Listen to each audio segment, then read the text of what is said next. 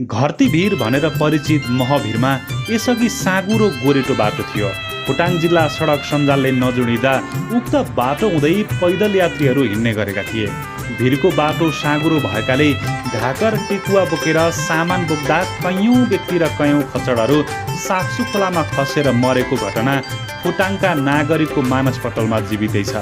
हो, सोही भिरको चट्टान फोडेर अहिले सडक बनाइएको छ र यो चट्टान फोड्ने नायक हुन् एक्सकाभेटरका दुई अपरेटर सिन्धुलीका प्रकाश लामा र हेटौँडाका प्रकाश पाख्रिन। माथिबाट चट्टान झरेर ज्यान जान सक्ने कुरालाई बिर्सिएर अपरेटर दुई लामा र पाख्रिनले हिम्मत नगरेको भए यो चट्टान फोड्न सम्भव थिएन।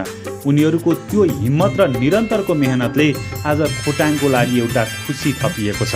त्यो खुसी हो दिक्तेलबाट तराई आवजावत गर्ने छोटो दूरीको दिक्तेल खानीडाँडा आहाले रेग्मिटार सडक जोडिनु। जोखिम मोलेर 5 महिनाको उनीहरूको मेहनत पश्चात महवीर फोडेर खोटाङ जिल्ला सदरमुकाम दिक्तेललाई पूर्वी तराईसँग जोड्ने छोटो दूरीको सडक जोडिएको हो। महवीर नजिकै दुवैतर्फ सडकको ट्र्याक जोडिए पनि भिर फोड्न नसक्दा सडक जोडिन सकेको थिएन। दिक्तेल खानीडाँडा आहाले रेग्मिटार सडक दिक्तेलबाट तराईका जिल्ला आवजावत गर्ने सबैभन्दा छोटो दूरीको सडक हो। दिक्तेल रूपाकोट मजगढी नगरपालिका 4 खाल्ले आहालेबाट हलेसी तुवासुङ नगरपालिका 11 राजापानीको महवीरसम्म र सगरमाथा राष्ट्रिय राजमार्गको दिक्तेल गाईघाट सडक खण्डको रेग्मिटारबाट महवीरसम्म ट्र्याक केही वर्ष अगाडि नै खोलिएको थियो। महवीरमा ठूलो चट्टान भएकाले विकल्पको रूपमा राजापानी स्थित पुरानो गाउँ हुँदै रेग्मिटारको सडक प्रयोग हुँदै आएको छ। कोशी प्रदेश भौतिक पूर्वाधार विकास मन्त्रालयको चालु आर्थिक वर्ष 2082-83 को 1,07,77,847 रुपियाँमा Shri Kamala construction and suppliers उदयपुरले महवीर फोड्न सफल भएको पूर्वाधार विकास कार्यालय दिक्तेलका लेखा प्रमुख सीताराम राउत बताउनुहुन्छ।